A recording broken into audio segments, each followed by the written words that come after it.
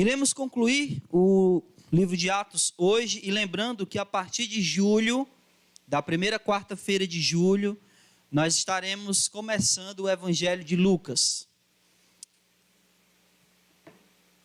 Temos ainda uma quarta-feira, para concluir, fora hoje, o mês de junho, mas na próxima quarta-feira ainda não iniciaremos o Evangelho de Lucas, Teremos um pregador aí de fora, na quarta-feira que vem. Não é, André?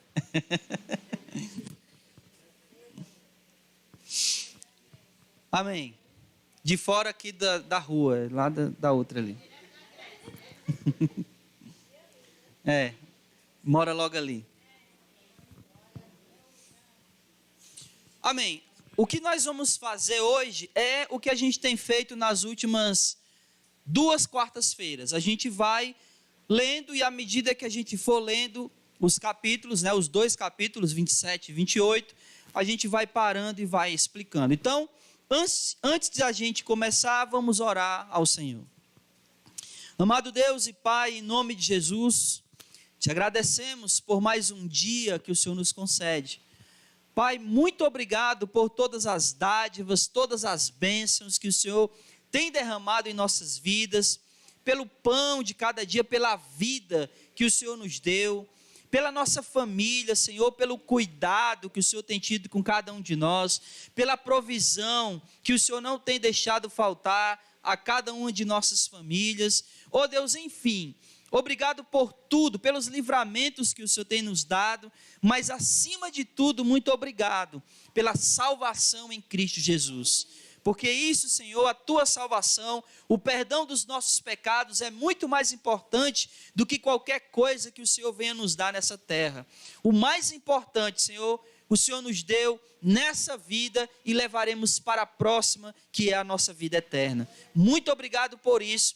E te pedimos que o Senhor abençoe esse estudo, assim como o Senhor tem feito a cada quarta-feira, que o Senhor nos ilumine pelo teu Santo Espírito, para entendermos a tua palavra, para refletirmos nela e aplicarmos, ó Deus, em nossas vidas, todos os teus ensinamentos. É isso que oramos, te bendizemos e agradecemos, hoje e para todo sempre. Amém. E louvado seja o nome do Senhor.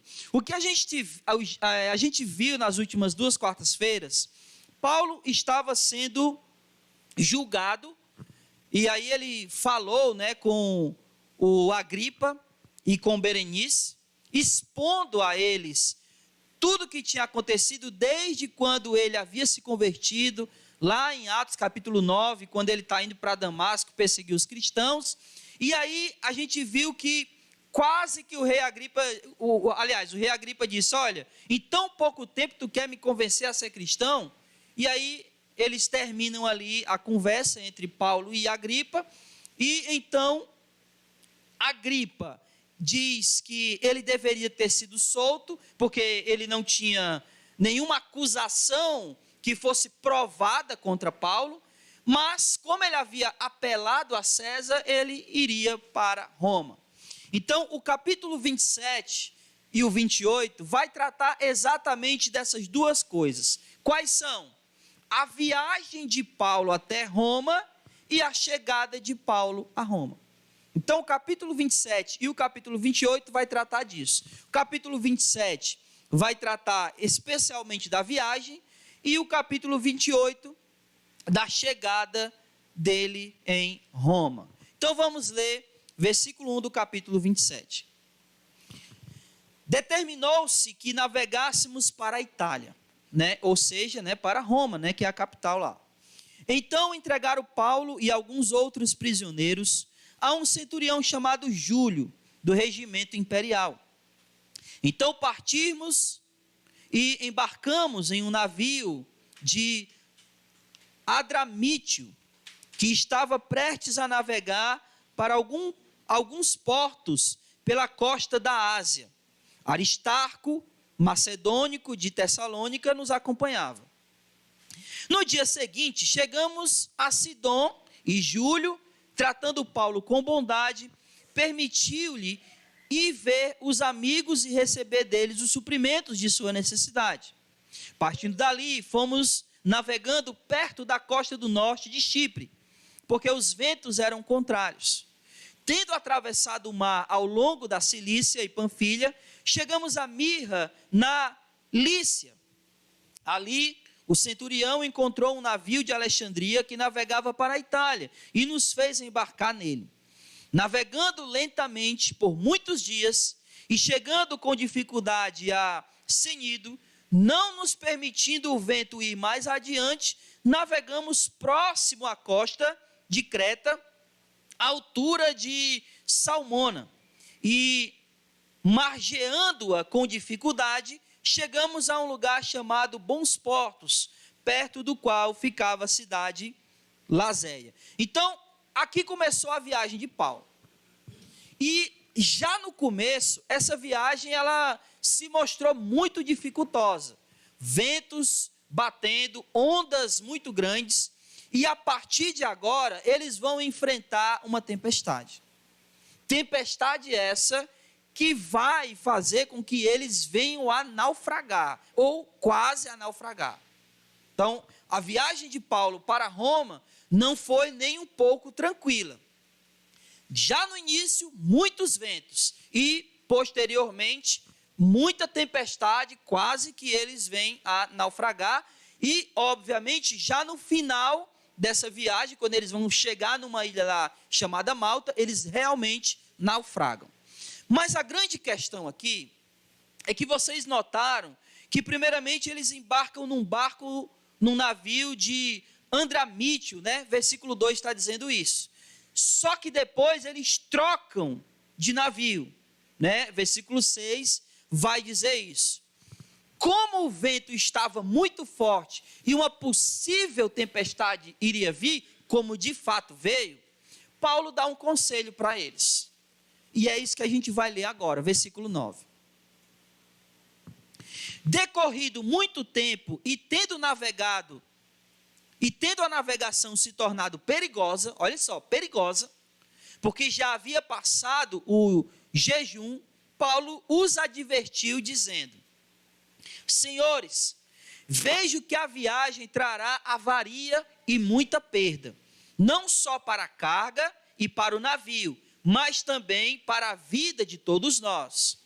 Mas o centurião dava mais crédito ao piloto e ao dono do navio do que ao que Paulo dizia. Então aqui, meus irmãos, eu queria já tirar nossa primeira lição. Nossa primeira. Que é a gente dar ouvidos aos conselhos sábios. Há conselhos que verdadeiramente são sábios para nós. E é incrível como nós, cristãos, nós temos, eu não sei porquê, mas a gente tem uma inclinação a ter mais amizades mundanas do que cristãs. Você concorda comigo? É tanto que quando a gente tem algum problema, é muito raro alguém recorrer a um irmão. Antes, recorre a pessoas que não têm a mesma fé. Não é verdade isso? Não é verdade? A grande questão é que esses conselhos que a gente recebe de pessoas de fora, eles não são, na grande maioria das vezes, dentro da ótica daquilo que Deus quer para a gente. E aí, muitas das vezes, esses conselhos, eles seguem caminhos diferentes daquilo que Deus quer. Eu já aconselhei muitas pessoas, inclusive algumas delas, eu cheguei a dizer, olha, se você for por aqui, vai acontecer isso. Mas se você for por aqui, vai acontecer aquilo. E seria muito melhor que você fizesse aqui, porque se você for ali, o negócio não vai dar bom. Imagine o que essa pessoa fez. Ela foi para o outro lado. Mesmo advertindo que ela não fosse. E aí, depois de tudo acontecer, essa pessoa chegou para mim e disse: eu deveria ter lhe ouvido. Deveria ter lhe ouvido. Deveria ter escutado o que você falou. Então, Essa é a primeira lição aqui. Que nós possamos dar ouvidos a conselhos sábios. E como é que a gente sabe que um conselho é sábio? Vamos lá, vamos pensar aqui. Como é que a gente sabe que um conselho é sábio? Porque aparentemente, e a gente tem essa mania, né, de achar que um conselho é bom quando ele é de acordo com o que eu quero.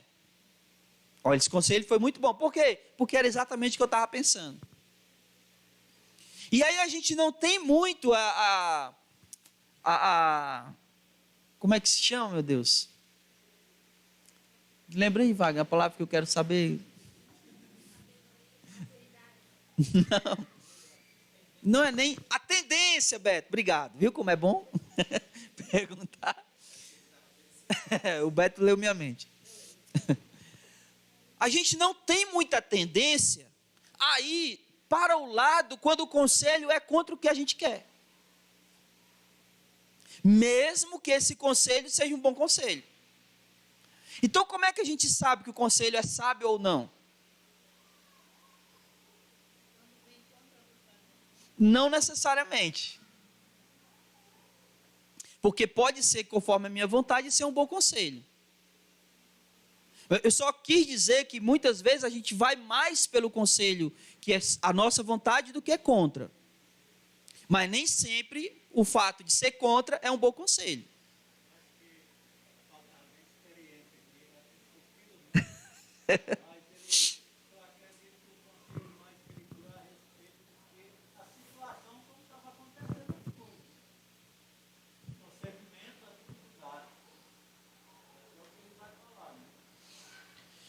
Agora, o Peu falou de experiência, né? O centurião deu ouvido a quem? Versículo 11. Ele deu ouvido ao piloto e ao dono do navio. Pergunta: se nós fôssemos dizer, ou fazer uma comparação, quem tinha mais experiência? O dono do navio ou Paulo? O piloto.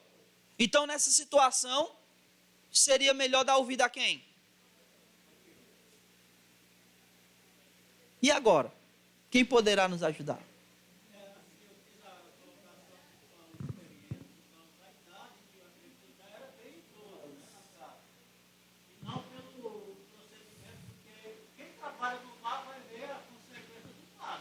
Sim. Ia falar, irmão?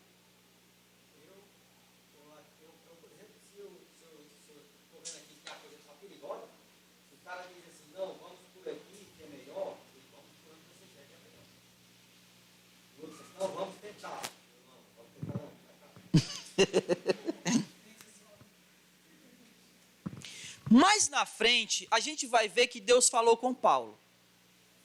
Ok? A gente vai ver que Deus falou com Paulo. Então, o conselho sábio é aquele conselho que é conforme a vontade de Deus. Essa vontade de Deus, ela pode ser conforme aquilo que eu quero ou não. Vocês estão entendendo isso?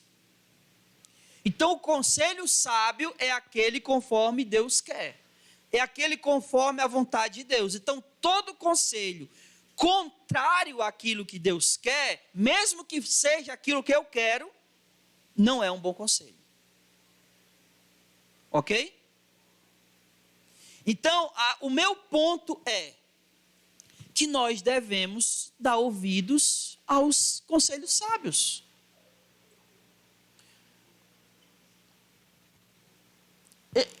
Essa história que eu contei, da pessoa que disse deveria ter te ouvido, né, depois de tudo que aconteceu, vocês acham que eu ouvi essa frase quantas vezes na minha vida? Não dá nem para contar. Sim, Pedro.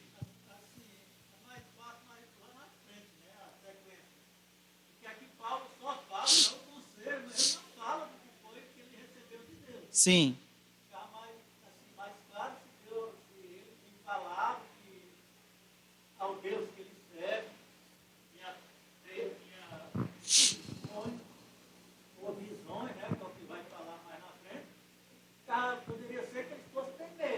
Poderia.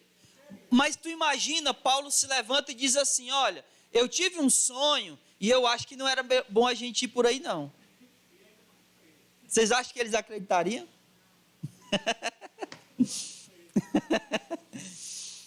Então, assim, ainda mais um preso, exatamente. Então, assim, aqui Paulo os advertiu. Essa advertência de Paulo, ele vai dar ela uma segunda vez. Só que, na segunda vez, a coisa já aconteceu de ruim. E agora, ele tem uma... Como é que eu posso dizer? Ele tem um argumento. Porque até agora, o que ele disse foi, olha, é melhor que a gente não vá. Mas aí, o centurião preferiu ouvir alguém que ele, o centurião, considerou mais experiente no mar. Então, vamos ver o que aconteceu. Vamos lá. Versículo 12. Como o portão não era próprio para passar o inverno, o porto, a maioria deles foi da opinião que de lá seguissem viagem para ver se de algum modo podiam chegar ao porto de Fenice, em Creta, voltando para o sudoeste e nordeste, para ali passarem o inverno. Então, como o porto era pequeno, eles acharam melhor seguir viagem. A maioria das pessoas acharam melhor seguir viagem. Versículo 13. Soprando o vento sul de forma amena, e supondo eles terem alcançado o que desejavam, levantaram âncoras e foram costeando Creta bem de perto. Mas não muito depois, desencadeou-se a partir da ilha um vendaval chamado Nordeste. O navio foi lançado para fora do curso e, sendo-nos impossível navegar contra o vento, cedemos à sua força e nos deixamos levar. 16. Chegando perto de uma pequena ilha chamada Cauda, foi com dificuldade que conseguimos segurar o bote salva-vidas, que então foi recolhido, e usando-se os meios disponíveis para preservar o navio, amarraram-no com cordas, temendo que fossem lançados em Cirene, em Sirte, e encalhassem, baixaram as velas e deixaram levar. Então, ou seja, eles ainda estavam com as velas arteadas, mas como eles viram que poderiam levar eles para um lugar da onde eles não iam conseguir sair, eles baixaram a vela e seja o que Deus quiser. Deixa o mar nos levar, né? Então foi assim que eles fizeram. Versículo 18.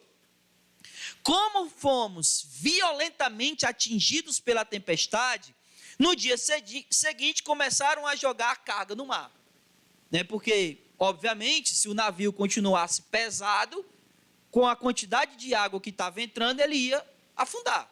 Então, eles começam a deixar o navio mais leve para poder eles não afundarem. Versículo 19. Ao terceiro dia, com as próprias mãos, lançaram fora a armação do navio.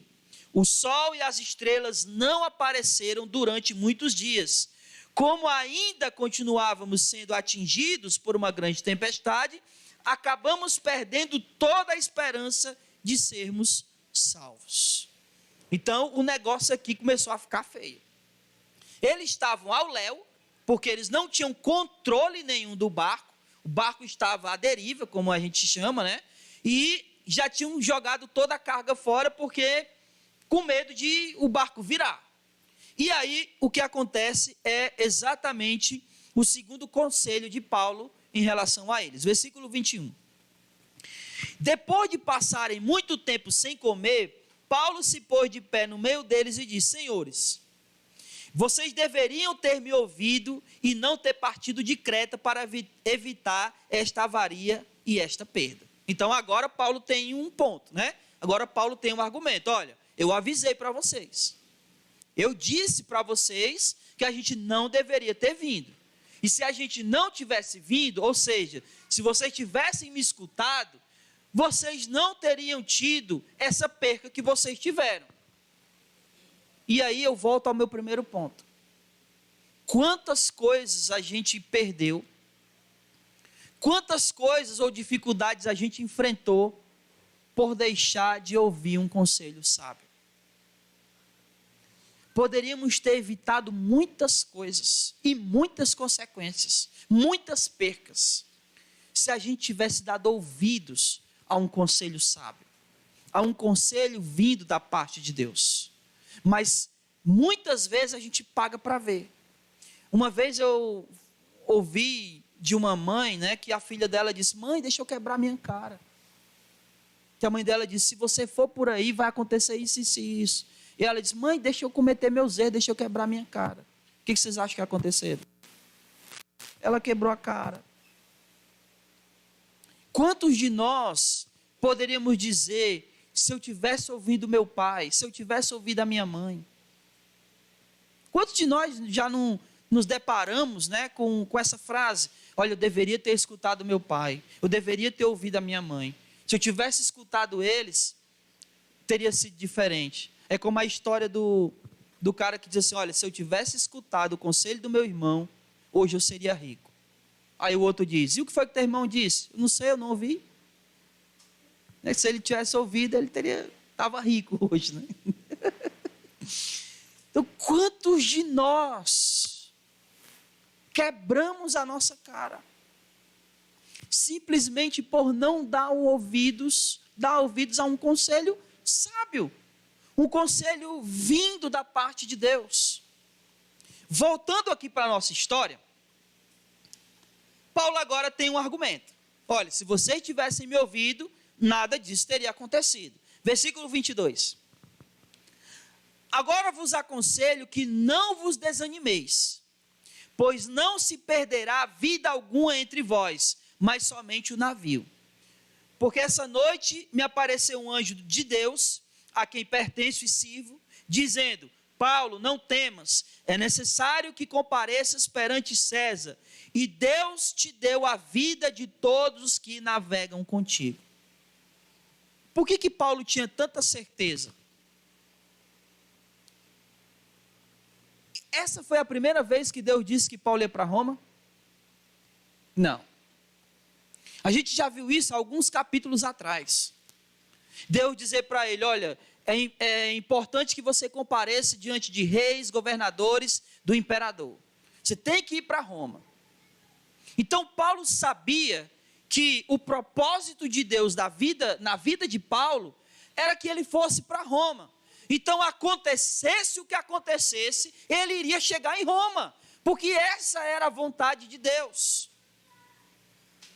O que aqui nos leva à nossa segunda lição de hoje: que não importa as tempestades que aconteçam em nossas vidas, o propósito de Deus, a vontade de Deus em nossa vida vai acontecer.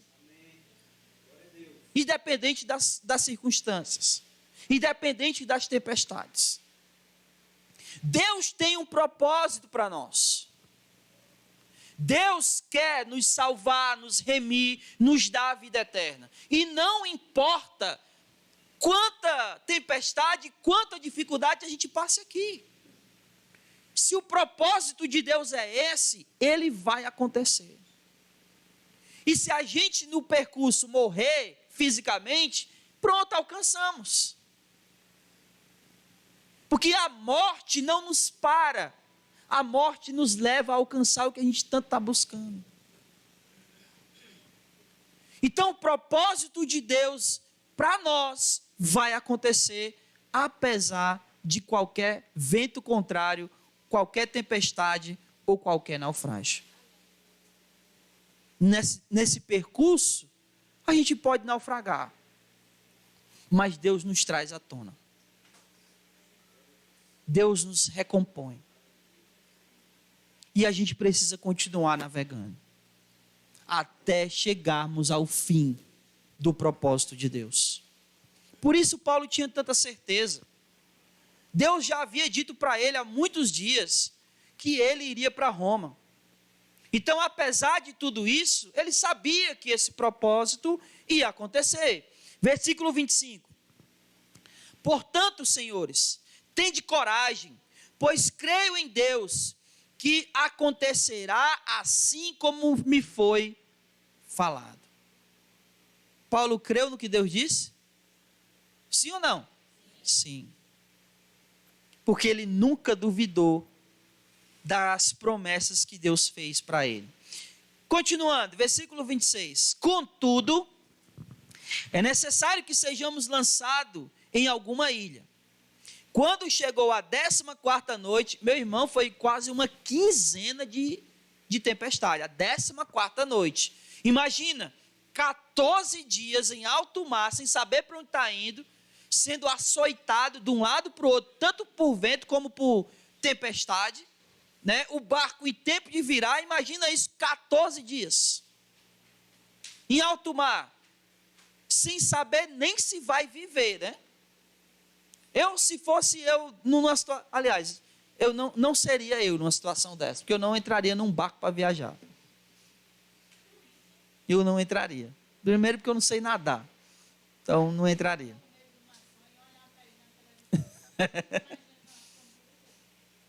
A gente fica imaginando aqueles pescadores, né, que saem naquela jangadinha e vão para alto mar pescar. É muita coragem.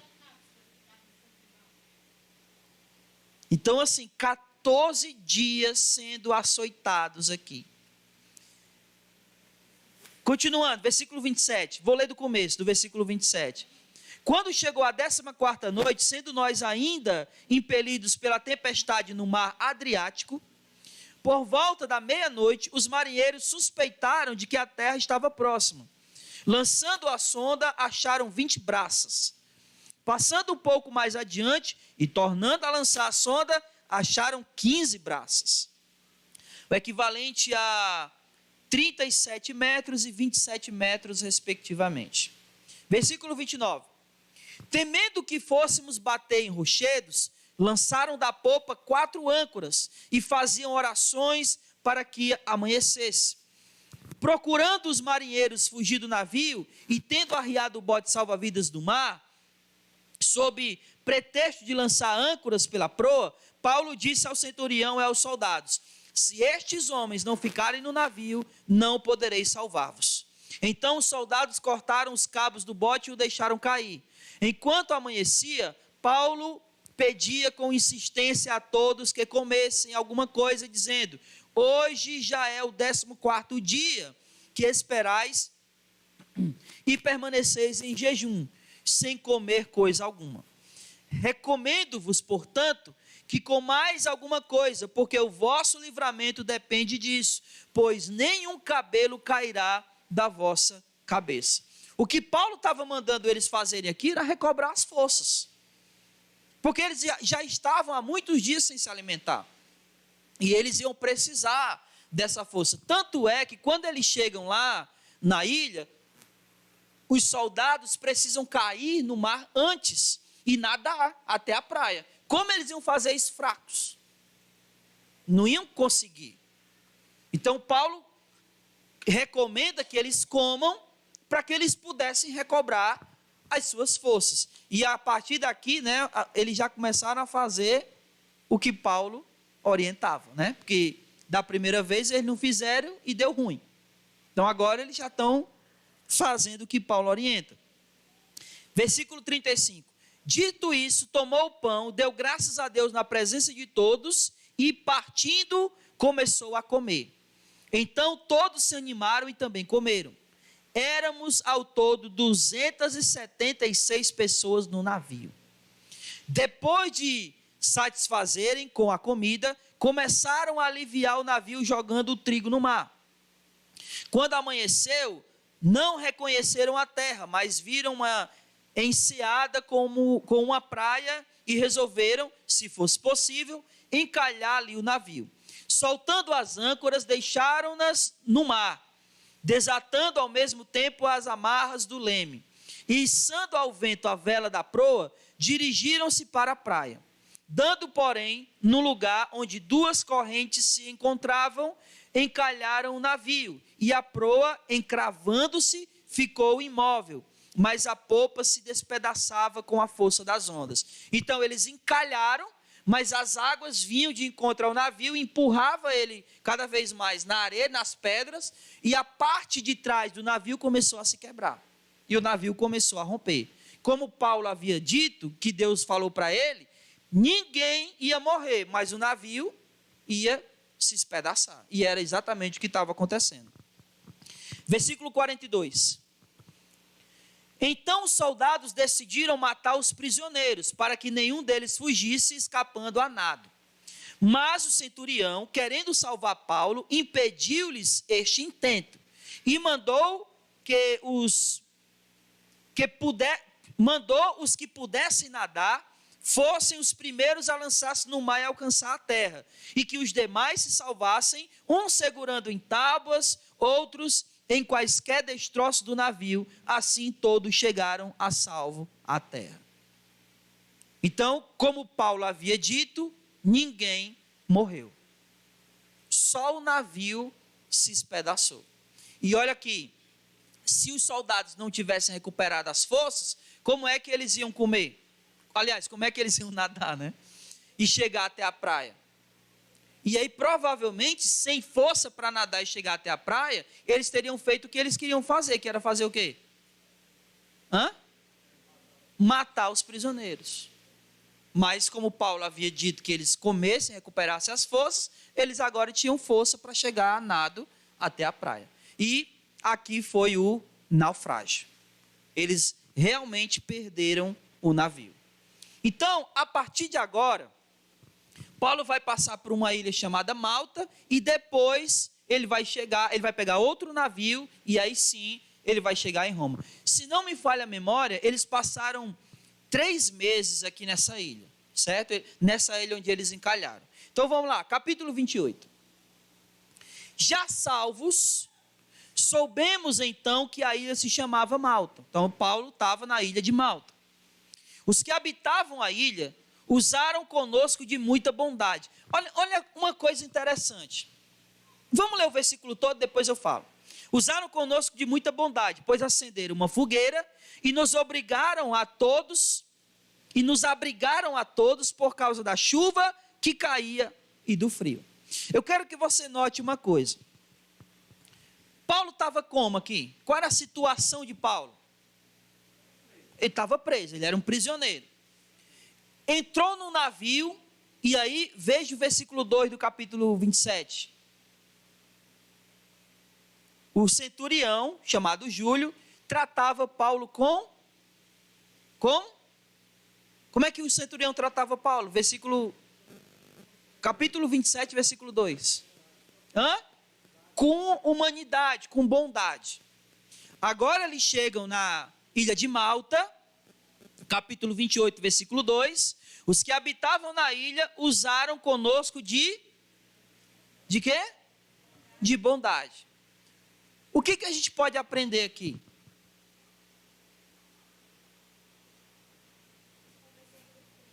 É o versículo 3 do 27, né? Eu falei 2. Era o versículo 3 do 27, perdão. Mas o que a gente pode aprender aqui? Que mesmo Paulo preso, mesmo eles enfrentando um naufrágio, Deus estava cuidando deles. Ou não? Paulo preso, o centurião tratava ele com bondade. Eles naufragaram, as pessoas da ilha trataram eles com bondade. E aqui é a mão de Deus aqui agindo. É a mão de Deus aqui cuidando. Não livrando das tempestades, mas cuidando nas tempestades. É o que Jesus disse lá em João, né? No mundo tereis, mas tem de bom ânimo, porque eu venci o mundo. Então, em meio às tribulações, Deus cuida da gente. E na grande esmagadora maioria das vezes, Ele faz isso através de pessoas.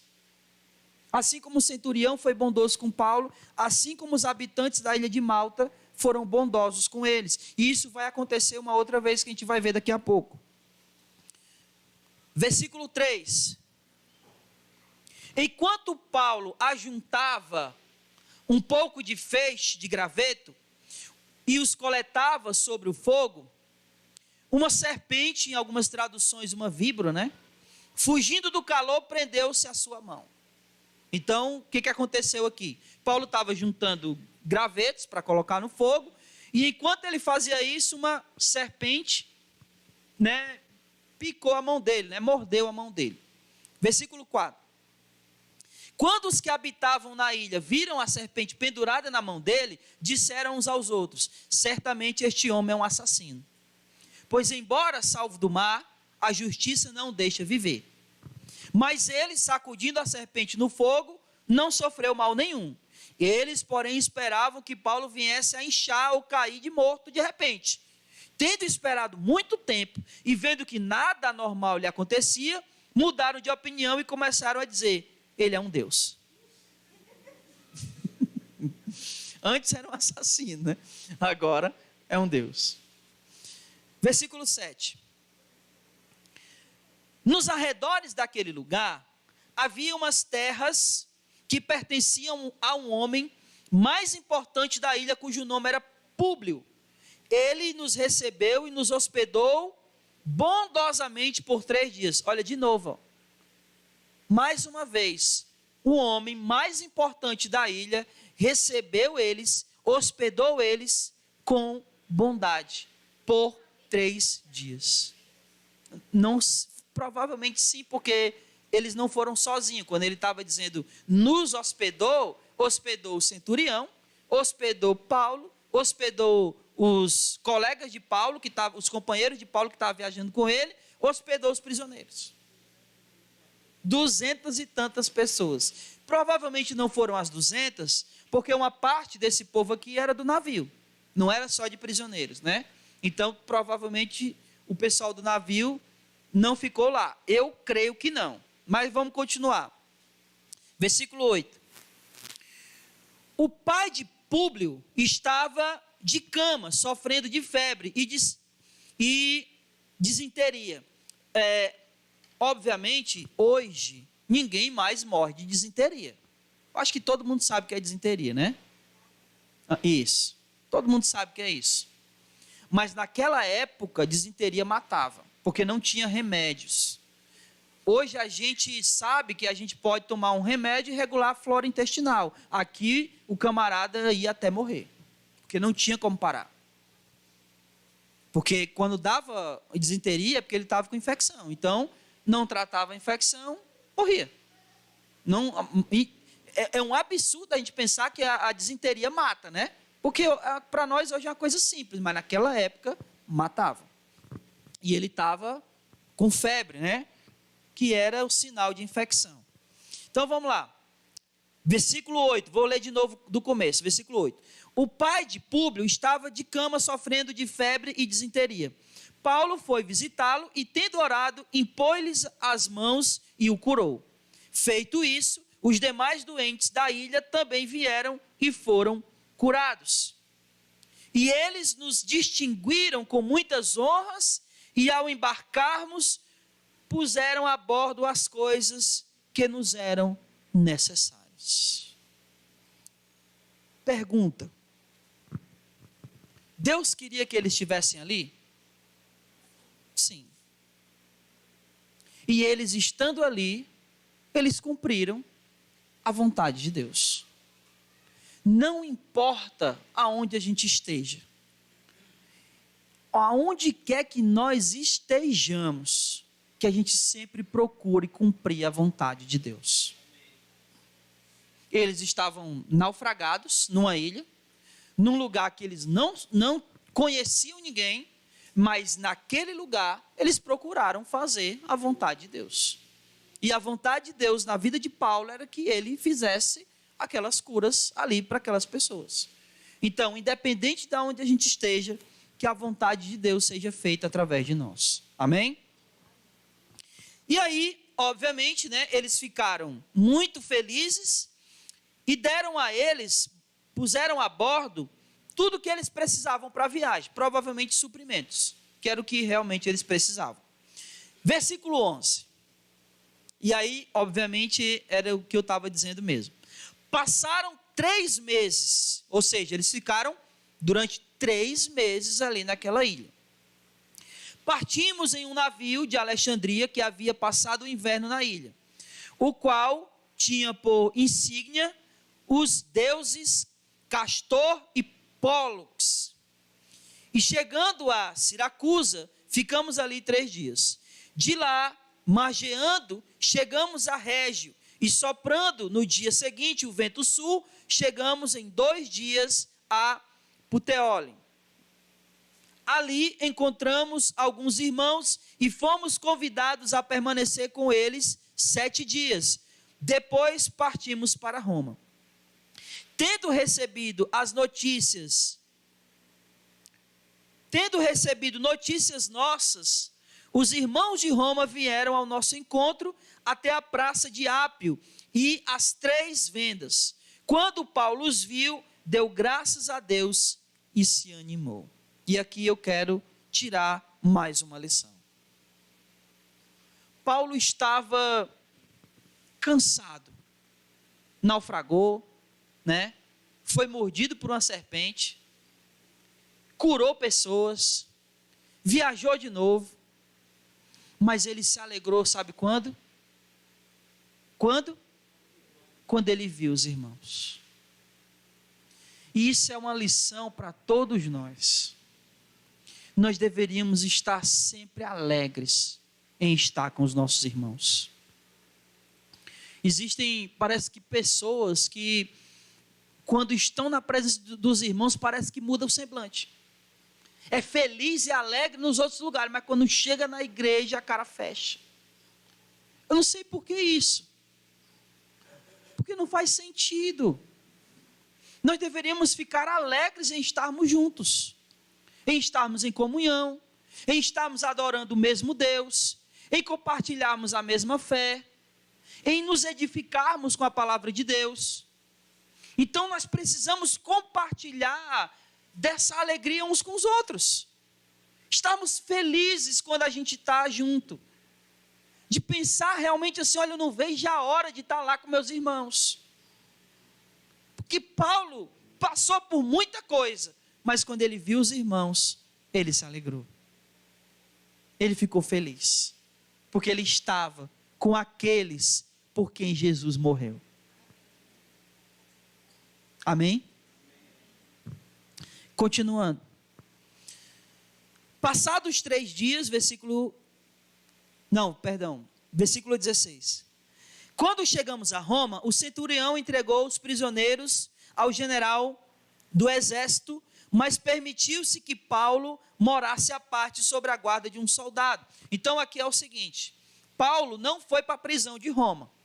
Paulo ficou preso em prisão domiciliar.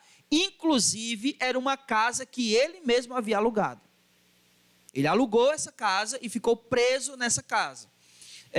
Como na época não tinha tornozeleira eletrônica, né? Então a tornozeleira eletrônica de Paulo era um soldado. Que ele estava na casa, Paulo estava na casa, em prisão domiciliar, mas o soldado acompanhava ele onde quer que ele fosse. Olha só, vamos ler de novo. Versículo 16. Quando chegamos a Roma, o centurião entregou os prisioneiros ao general do exército, permitiu-se que Paulo morasse à parte sob a guarda de um centurião. Lembrando que essa é a primeira prisão de Paulo em Roma, porque Paulo vai ser preso 2 vezes, essa é a primeira. Essa vez ele vem preso lá de Jerusalém. A segunda vez é quando ele é preso pelo próprio imperador Nero, né, que aí ele só sai para morrer. Mas aqui é a primeira prisão, que ele fica em prisão domiciliar, ele vai ser solto dessa primeira prisão e posteriormente ele vai ser preso de novo e aí só vai sair para morrer. Versículo 17. Passados 3 dias, ele convocou os principais dentre os judeus, isso aqui é Paulo, né? Reunindo eles e disse-lhes: irmãos, nada fiz contra o povo, contra os costumes dos nossos pais. Isso aqui que Paulo está falando é as acusações que eles fizeram para ele, né? Que os judeus lá de Jerusalém estavam falando para ele. Que ele havia falado contra os costumes e contra o próprio povo judeu. Mas ele está dizendo, nada fiz contra o povo ou contra o costume de nossos pais. Contudo, vim preso desde Jerusalém, entregue nas mãos dos romanos, os quais, depois de interrogar-me, queriam me soltar, por não haver em mim crime algum digno de morte. Mas quando os judeus opuseram-se a isso, me vi obrigado a apelar para César, embora a minha nação não tenha nada de que me acusar. Por essa razão, vos convidei para vos ver e falar, pois estou preso com esta corrente por causa da esperança de Israel. Qual é a esperança de Israel? Cristo. Ele está preso por causa de Cristo. Mas eles lhe disseram, não recebemos carta da Judéia a teu respeito, nem veio aqui irmão algum que relatasse ou dissesse algum mal contra ti. No entanto, gostaríamos de ouvir de ti o que pensas, porque sabemos que por toda parte falam-se contra esta seita. Então eles disseram, olha, não veio ninguém de Jerusalém aqui falar sobre ti. A gente não está sabendo de nada. Mas, em relação a essa seita que está sendo pregada em todo lugar, a gente queria ouvir o que tu tem a dizer.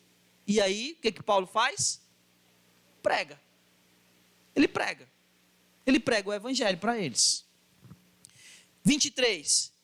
Tendo eles marcado um dia, muitos foram encontrar-se com ele em sua casa, desde a manhã até a noite. Paulo lhes explicava com bom testemunho o reino de Deus e procurava convencê-los acerca de Jesus, tanto pela lei de Moisés como pelos profetas.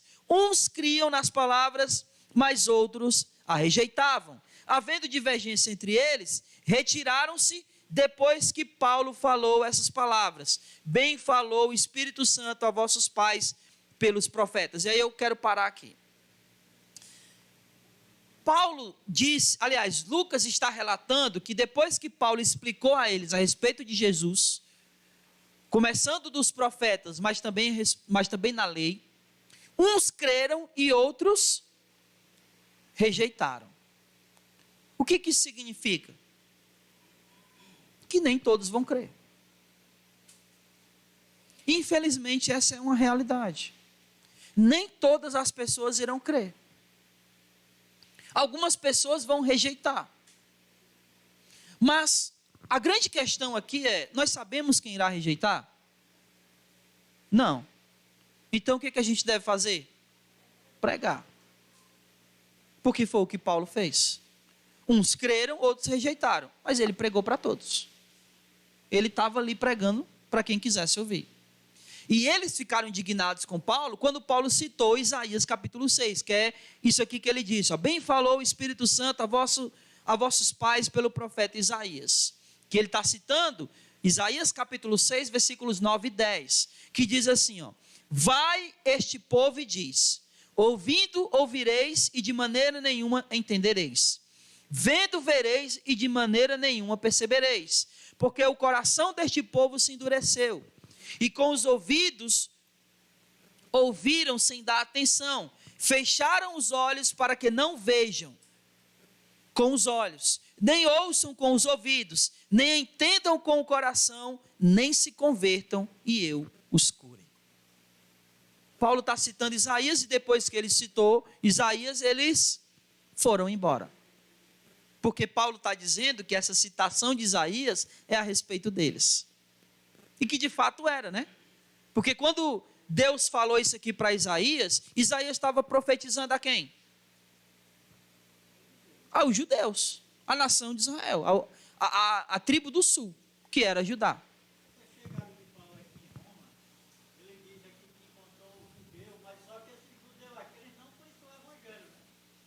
Não, eles... Sim. E aqui Paulo chega e diz que era do povo dele, né? Que ele chega em Roma e diz que convoca os judeus. Sim. Eles, como eles falaram, né? Por toda parte está sendo pregado essa seita.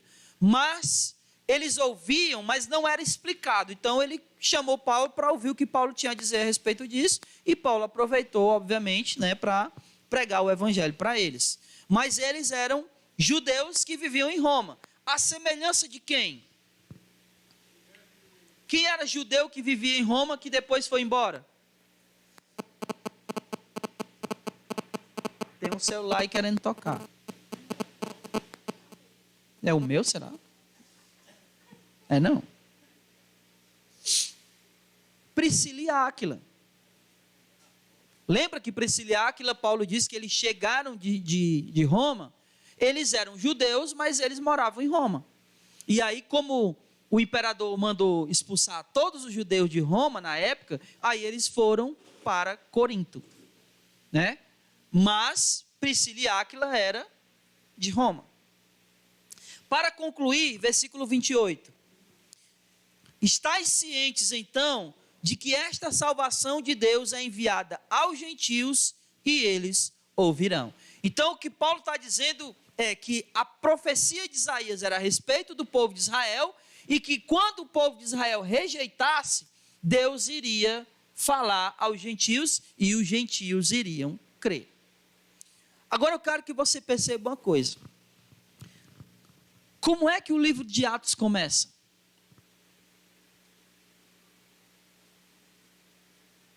Como é que o livro de Atos começa? O evangelho está com quem quando o livro de Atos começa? Entre quem? Entre os judeus. Como é que o livro de Atos termina? Com os gentios. Fazendo com que aquilo que Jesus falou para os discípulos se cumprisse. Vocês serão minhas testemunhas em Jerusalém, Judeia, Samaria e os confins da terra. Começou entre os judeus em Jerusalém e vai atingir aos gentios nos confins da terra. A promessa de Cristo que o evangelho dele atingia todo mundo, atingiria todos, se cumpriu e ainda continua se cumprindo. Ainda existem muitas nações que não ouviram o evangelho, é verdade. Mas ainda há tempo, ainda temos tempo de esse evangelho chegar lá. Versículo 29. E depois de dizer isso, os judeus partiram tendo entre si grande discórdia. Paulo morou durante 2 anos inteiros na casa que havia alugado e recebia todos que o visitavam, pregando o reino de Deus e ensinando as coisas concernentes ao Senhor Jesus Cristo com toda a liberdade e sem impedimento algum.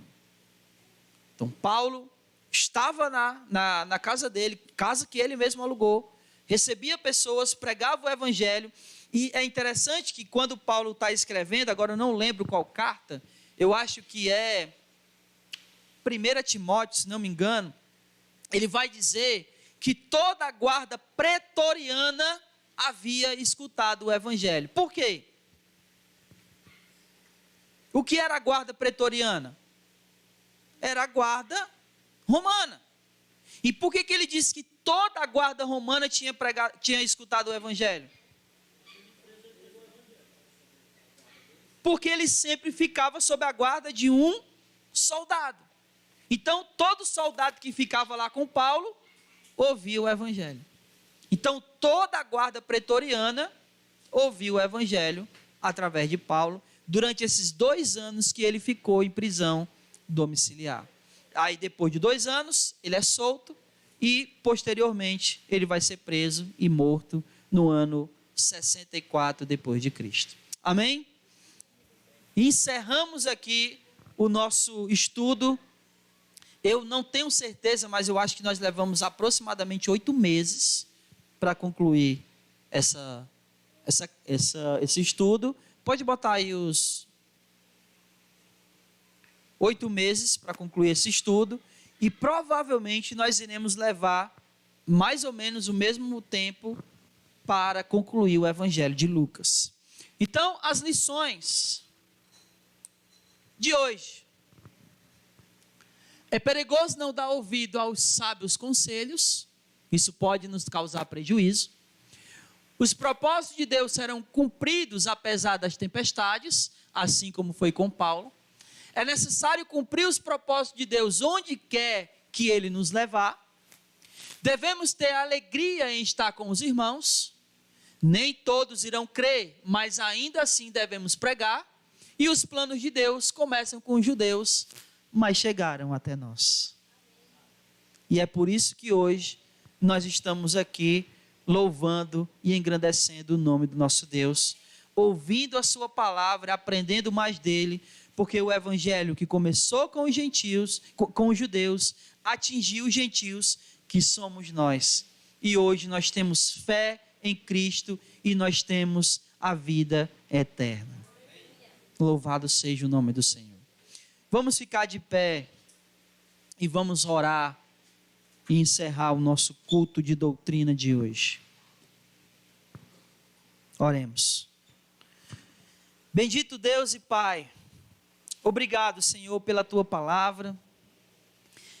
Te agradecemos por ela, pela edificação que o Senhor nos dá através dela, e que o Senhor continue a falar ao nosso coração pela Tua palavra, Senhor.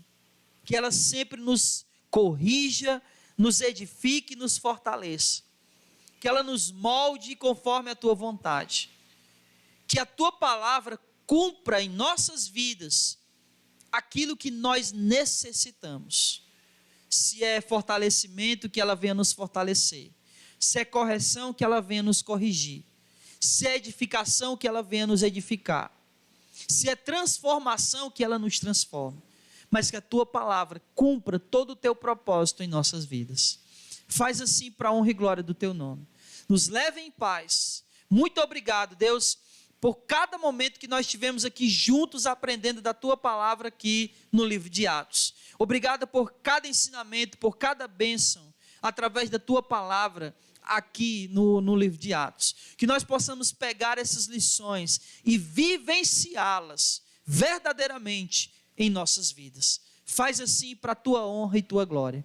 Nos leve em paz, nos protege no caminho de volta, que o Senhor nos guarde no caminho de volta, para que nenhum mal, Senhor, venha acontecer com nenhum de nós. Nos abençoa, nos fortalece, continua nos edificando com a Tua palavra, nos transformando pela ação do Teu Espírito mediante a Tua palavra. É isso que te pedimos e em nome de Jesus nós já te agradecemos por tudo, hoje e para todo sempre. Amém. E louvado seja o nome do Senhor. Vamos em paz, que o Senhor nosso Deus nos abençoe e não saia sem dar a paz do Senhor.